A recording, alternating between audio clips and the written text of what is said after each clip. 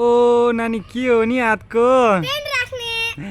यति राम्रो पेन राख्ने कहाँबाट किनेर ल्याएको नि किनेको हैन के बाबा बाहिर किनेपछि पैसा धेरै लाग्छ घरमै बनाएको आँकले हाल्ने अनि यहाँ डब्बालाई काट्ने नचाहिने बट्टालाई अनि पेन्ट गरिदिने यहाँ पेन हाल्दिने भएको त आमा तिमीसँग त यति खतरा सिप रहेछ त अनि यो माथि ढक्कन चाहिँ के को हो नि यो ढक्कन क्लेको बाफ्रे क्लेकै ढक्कन हो यो अनि बिचमा पेन राख्ने कसरी गयो त नि काटेर